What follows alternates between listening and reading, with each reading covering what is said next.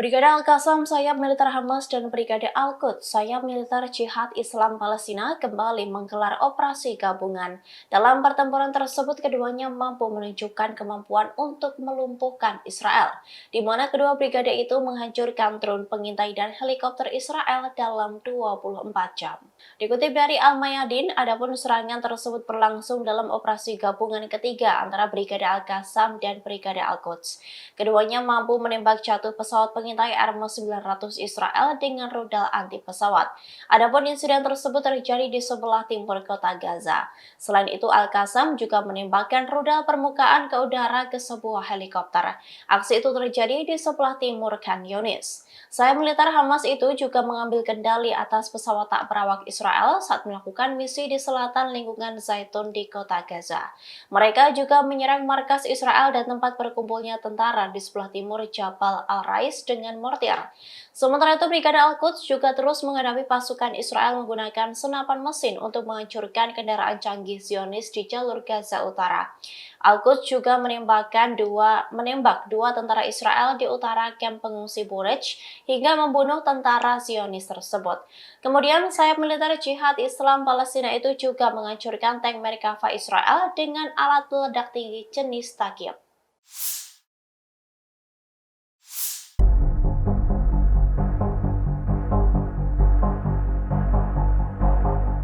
Pasukan Lebanon Hizbullah kembali melakukan penyerangan terhadap tentara Israel yang sedang berkumpul.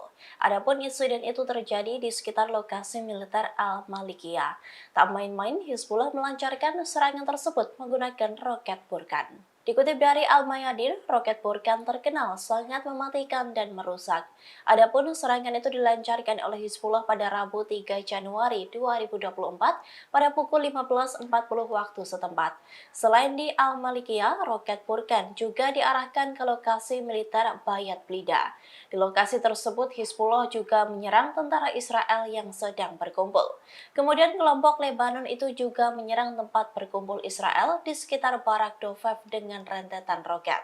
Selain menyerang kumpulan tentara Israel, pasukan Lebanon tersebut juga menyerang sejumlah situs militer Israel di perbatasan, di antaranya situs militer Jal al-Alam dan Barak Zarit. Selain itu, media Israel pun melaporkan bahwa Hizbullah meluncurkan rudal anti lapis baja ke arah Hulu al-Jalil. Mereka juga menyerang jaringan listrik di dekat Kibbutz al-Malikiyah. Sementara itu, pada Kamis 4 Januari, Hizbullah pun menyerang Pusat Komando 91 di Timur Laut Safat, serta situs Al-Summaka di Peternakan Sheba. Hizbullah pun mengaku telah melakukan 9 operasi pada Rabu 3 Januari 2024.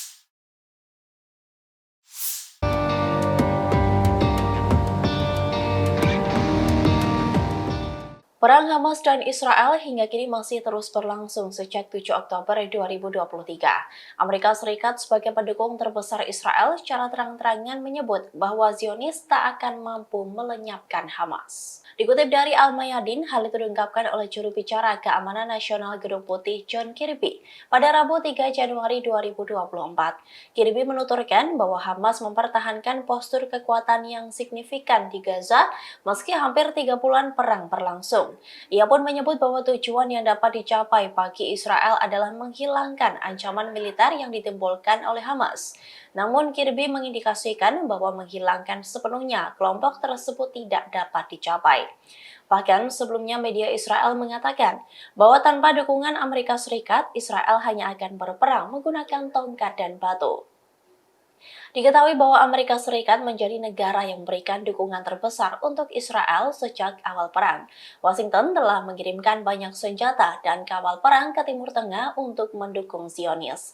Imbas dukungan tersebut, peperangan Hamas dan Israel kini kian meluas, seperti keterlibatan Hizbullah, pasukan dari Lebanon yang membantu Hamas. Pertempuran Hizbullah dengan Israel di perbatasan itu pun membuka adanya peperangan di front utara. Bahkan media Israel mengatakan meski Zionis lebih kuat dari pertempuran di Lebanon, namun justru hal itu akan sangat menyulitkan posisi Israel sendiri.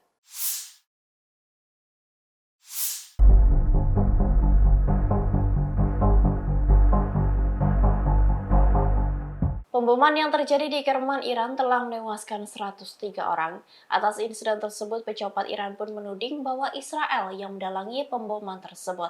Terkait tudingan itu, Amerika Serikat pun langsung pasang badan untuk Israel. Dikutip dari Tribun News, penasihat senior Presiden Iran mengatakan bahwa Israel dan Amerika Serikat yang bertanggung jawab atas dua ledakan yang terjadi. Hal itu disampaikan oleh Muhammad Jamshidi yang menjabat sebagai Wakil Direktur Kantor Urusan Politik Kepresidenan Iran di akun X pribadinya pada Rabu 3 Januari 2024. Menurutnya, Washington mengatakan bahwa Amerika Serikat dan Israel tidak berperan dalam serangan di Kerman, Iran.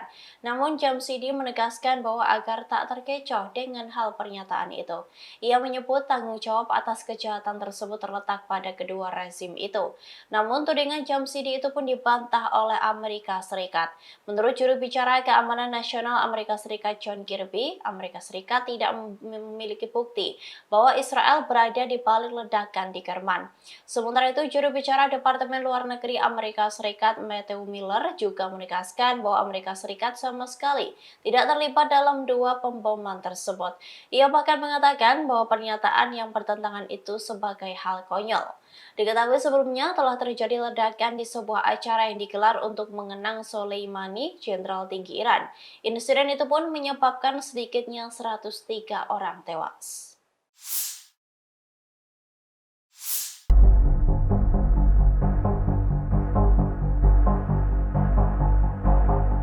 Pasukan perlawanan Irak kembali meluncurkan serangan mematikan ke sejumlah markas militer Amerika Serikat di Suriah.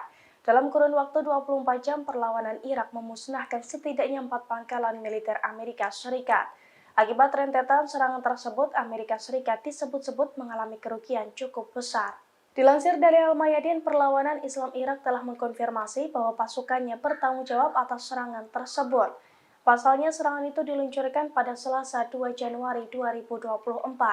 Perlawanan Islam di Irak menyatakan berhasil menargetkan pangkalan Amerika Serikat Al-Tanj di Suriah menggunakan sebuah drone. Serangan itu terjadi setelah kelompok tersebut meruntuhkan pangkalan Al-Sadadi menggunakan roket salvo.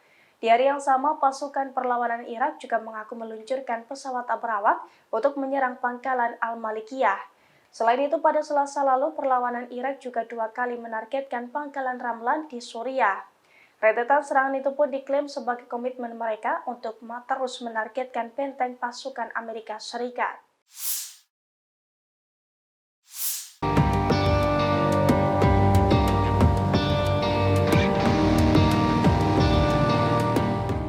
Upaya pasukan pertahanan Israel atau IDF dalam membobol terowongan Hamas di Gaza kembali sia-sia.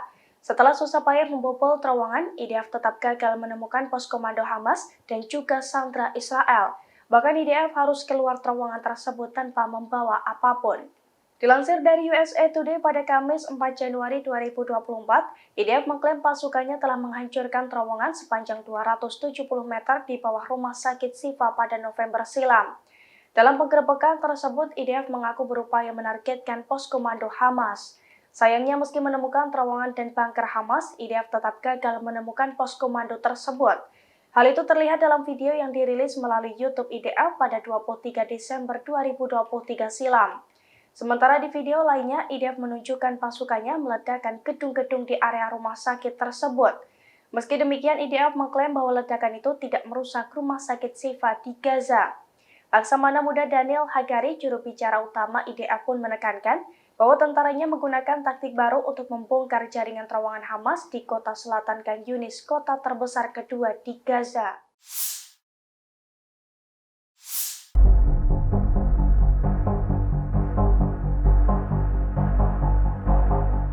Setelah kematian bos Hamas Al-Arouri, pasukan Hizbullah semakin gencar meluncurkan serangan ke posisi Zionis.